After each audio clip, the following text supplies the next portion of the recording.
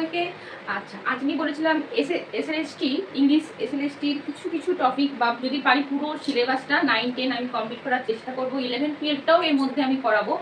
তো এসএলএসটি যে কোনো টপিক শুরু করার আগে তোমাদের সাথে আমি কিছু ডেপথ বা কিছু বেসিক জিনিস যেগুলো কি হয় তোমাদের জানা খুব দরকার। সেটা পোয়েম হোক, প্রোজ হোক, পোয়েট্রি হোক, ড্রামা হোক, যেই হোক না কেন, প্রত্যেকটা জিনিসের কি দরকার, প্রথম বা ইন্ট্রোডাকশন যে থিওরিটা সেটা জানা দরকার।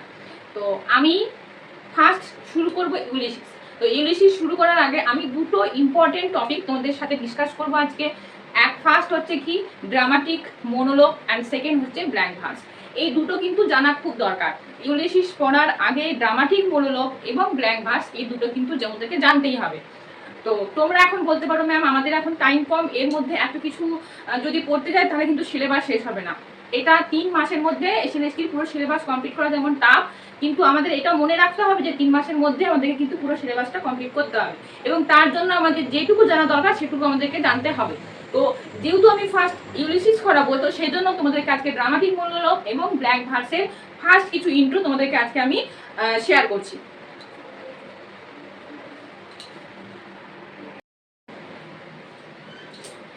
ফার্স্ট আসি ব্ল্যাঙ্ক ভার্স। ব্ল্যাঙ্ক ভার্স মানে কি, যে কবিতাটা লেখা হয় কি কোনো ছন্দর মিল থাকে না, মানে অমিত্রাক্ষর ছন্দে লেখা হয়। বেঙ্গলিতে যাকে বলা হয় অমিত্রাক্ষর ছন্দ, সেটাকে ইংলিশে বলা হয় কি ব্ল্যাঙ্ক ভার্স। এই ব্ল্যাঙ্ক ভার্সের ব্যাপারটা কি, ব্ল্যাঙ্ক ভার্সে কি হয়, যেমন ধরো যেটা ছন্দ মিলিয়ে মিলিয়ে লেখা হয় সেই সব কবিতাতে তোমার যেই লিখুক, যেই কবি লিখুক, তার মাথায় একটা কিন্তু থাকতে হবে যে আমাকে কিন্তু সেকেন্ড বা থার্ড লাইন বা ফোর্থ বা ফিফথ লাইন বা ফার্স্ট থার্ড লাইনের মধ্যে আমাকে কিন্তু একটা কি থাকতে হবে, মিল থাকতে হবে, দুটো লাইনের মধ্যে বা মিল থাকতে হবে। কিন্তু এই ব্ল্যাঙ্ক ভার্স বা অমিত্রাক্ষর ছন্দের যে কবিতাগুলো লেখা হয় সেখানে কিন্তু আমার কোনো মিল থাকার প্রয়োজন নেই, মানে তুমি স্পন্টিনিয়াসলি লিখতে পারো, এখানে মাথায় কোনো হেডেক থাকে না। বুঝতে পারছো কি বলছি? তাহলে ব্ল্যাঙ্ক ভার্স মানে কি, অমিত্রাক্ষর ছন্দে যে কবিতাগুলো লেখা হয় সেই কবিতাগুলোই কি ব্ল্যাঙ্ক ভার্স। ইংলিশে আমরা বলি ব্ল্যাঙ্ক ভার্স, বেঙ্গলিতে সেটা হচ্ছে অমিত্রাক্ষর ছন্দ। যদি আমি এখানে একটা এক্সাম্পল দিই, মাইকেল মধুসূদন দত্তের যে লেখাগুলো হয় কবিতাগুলো, সেগুলো কিন্তু এই ব্ল্যাঙ্ক ভার্সে লেখা, মানে অমিত্রাক্ষর ছন্দে লেখা। ব্ল্যাঙ্ক ভার্সে তোমাকে কি কি টপিকগুলো মনে রাখতে হবে, কোন জিনিসগুলো ব্ল্যাঙ্ক ভার্সের মধ্যে থাকে, যেটা বুঝলে তুমি বুঝতে পারবে যে ওই কবিতাটা ব্ল্যাঙ্ক ভার্সে লেখা হয়েছে। ফার্স্ট দেখো, ব্ল্যাঙ্ক ভার্স প্রথমেই বলেছি আনরাইম প্যাটার্ন, মানে রাইমিং প্যাটার্ন না, আনরাইম প্যাটার্ন মানে মিল থাকবে না, লাইনগুলোর মধ্যে কি থাকবে না, মিল থাকবে না।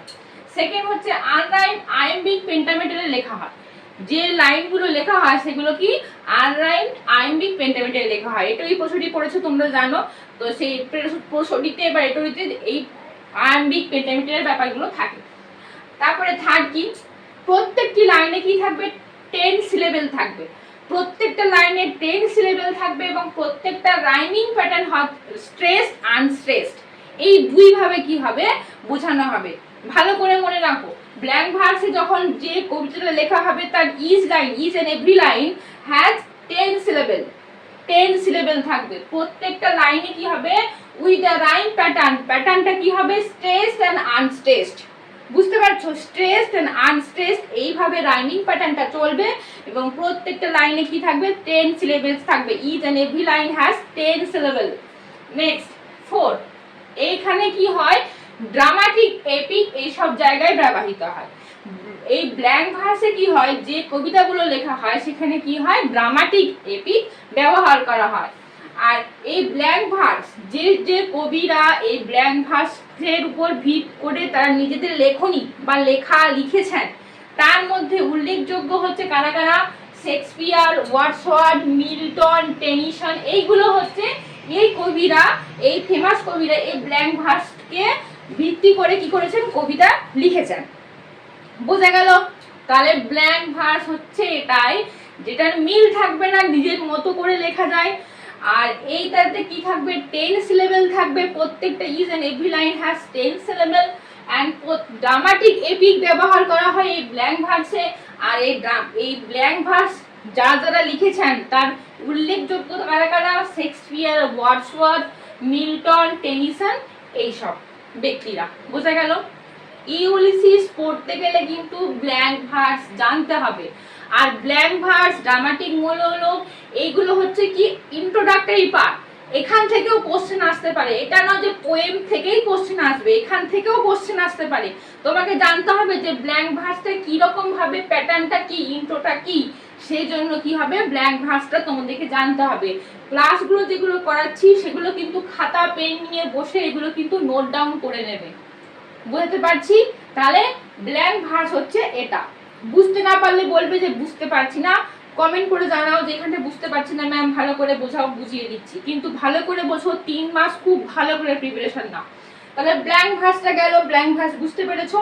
এবারে আসি ড্রামাটিক মোনোলগ। ড্রামাটিক মোনোলগটা একটু ইন্টারেস্টিং।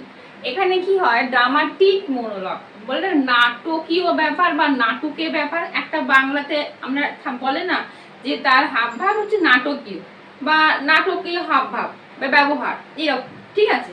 ড্রামাটিক মোনোলগটা হচ্ছে এরকমই, যেখানে কি হয়, প্রথমে জানো ড্রামাটিক মোনোলগ, মোনো মানে কি একা, মানে সিঙ্গেল পার্সন বোঝাবে। ড্রামাটিক মোনোলগটা হচ্ছে এটাই, যেখানে ড্রামাটিক মোনোলগের আন্ডারে যে যে টপিকগুলো থাকবে সেই টপিক বা সেই প্যাসেজগুলো কি হবে, হঠাৎ করে শুরু হবে। বুঝতে পারছি? মানে তার কোনো ইন্ট্রোডাকশন থাকবে না যে সে বাড়িতে আসলো তারপরে তার কাজ শুরু করলো, এরকম করে কিন্তু হবে না। হঠাৎ করে সাডেনলি শুরু হবে, মানে মিডিল অফ দ্য টাইমিং থেকে একটা কোনো কিছু শুরু হচ্ছে। ড্রামাটিক মোনোলগটা ঠিক এরকমই। তাহলে প্রথম পয়েন্ট কি রেখেছি, যে মনো শব্দের অর্থ কি একা। আমি প্রথমেই বলেছি মনো শব্দের অর্থ হচ্ছে কি একা। তাহলে ড্রামাটিক মোনোলগে মনো শব্দের অর্থ একা। এখানে কি হবে, একজন স্পিকার কি হবে, কথা বলবে, মানে নিজের অবস্থার কথা, মানে যে প্রোজটা তুমি পড়ছো, যেটা পড়ছো সেখানে দেখবে একজন বক্তা মানে একজন স্পিকারই কথা বলবে।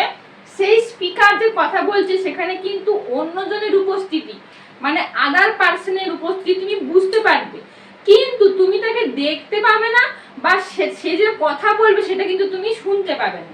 তুমি একজনের উপস্থিতি বুঝতে পারবে। যেমন ধরো, আমি আমাকে দিয়ে এক্সাম্পলটা দিই। আমি যেমন তোমাদের পড়াচ্ছি, ঠিক আছে, আমি সিঙ্গেল পার্সন, আমি পড়াচ্ছি, তোমরা কি আমাকে শুনছো বা তোমাদের অ্যাক্টিভিটি তোমরা শুনছো, খাতায় লিখছো, এইসব কাজকর্ম করছো, মানে তোমরা কি শ্রোতা। তাহলে এখানে তোমরা বুঝতে পারছো বা যে দেখছে সে বুঝতে পারছে যে আমি পড়াচ্ছি, তাহলে আমি স্পিকার, আমি পার্সন, সিঙ্গেল পার্সন, কিন্তু আমি যে তোমাদেরকে পড়াচ্ছি, তোমাদের যে উপস্থিতি সেটা কি করে বোঝাতে পারছি বা কি করে বুঝতে পারছো, তোমাদের অ্যাক্টিভনেস বা আমি যে বলছি কথাগুলো সেটা তোমাদেরকে বলছি, তাহলে সেটা বোঝাচ্ছে কি যে তোমরা আছো। ক্লিয়ার? বলতে পারছি? ড্রামাটিক মোনোলগটা হচ্ছে এটাই, যেখানে কি হবে, বক্তা থাকবে সিঙ্গেল পার্সন, ঠিক আছে, কিন্তু সে কথা বলবে, সেই কথাটা কিন্তু বোঝাবে বাকিদের সবাইকে উদ্দেশ্য করে, বা একজন পার্সন বা দুজন পার্সনকে উদ্দেশ্য করে বোঝাবে, কিন্তু সরি, তাকে তুমি দেখতে পাবে না বা সে কোনো কথা বলবে না, কিন্তু কি হবে, তুমি বুঝতে পারবে ওই প্যাসেজটা পড়ে যে আর একজন বা থার্ড পার্সন কেউ কিন্তু ওখানে উপস্থিত আছে, যাকে উদ্দেশ্য করে স্পিকার কথাটি বলছে। বুঝতে পেরেছি? First point, important point. Second, প্রথমে বলেছি এটা হঠাৎ করে শুরু হবে, এর কিন্তু কোনো ইন্ট্রো কিছু নেই যে প্রথম থেকে একটা ইন্ট্রো দিয়ে শুরু হবে, সেরকম কোনো ব্যাপার নেই। এটা কিন্তু কি হবে, হঠাৎ করে শুরু হবে, মানে সাডেনলি শুরু হবে। এখানে কি বক্তা বা স্পিকার কি করবে, তার যে সিচুয়েশন বা অবস্থাটা প্রকাশ করবে সেটা কি হবে, আনইনটেনশনালি। মানে ধরো অনেকে যে কোনো প্রোজ বা পোয়েট্রি বা যা ড্রামা হোক, সেখানে কি হয়, কোনো একটা জিনিসের ইন্টেনশন থাকে, যা আমি কথাটা বলছি বা যে ঘটনাটা ঘটছে তার একটা কি থাকবে, কারণ থাকবে বা লজিক থাকবে, এবারে কোনো ইন্টেনশন থাকবে। ড্রামাটিক মোনোলগে কি হয়, সেরকম কোনো ইন্টেনশন থাকে না, মানে আনইনটেনশনালি কি হবে, হঠাৎ করে শুরু হবে প্রোজ, এবং সেখানে কি হবে, বক্তা থাকবে একজন মানে সিঙ্গেল স্পিকার, কিন্তু আদার্স পার্সনও থাকবে, তাকে তুমি কি হবে, দেখতে পাবে না, কিন্তু তার প্রেজেন্স তোমরা বুঝতে পারবে যখন তোমরা প্যাসেজটা পড়বে। বোঝা গেল? ইউলিসিসটা কিন্তু ব্ল্যাঙ্ক ভার্স এবং ড্রামাটিক মোনোলগ এই দুটোকে কম্বাইন করে লেখা, সেই জন্যই আমি ব্ল্যাঙ্ক ভার্স এবং ড্রামাটিক মোনোলগ দুটো কিন্তু কমপ্লিট করিয়ে দিলাম। তোমরা কিন্তু খাতায় নোট ডাউন করবে, যেটুকু করাচ্ছি যতটুকু করাবো সব কিন্তু খাতায় নোট ডাউন করবে। ইউলিসিসটা পুরোটা আমি নেক্সট ক্লাসে পুরোটা কমপ্লিট করব। আজকে করালাম ব্ল্যাঙ্ক ভার্স এবং ড্রামাটিক মনোলগ।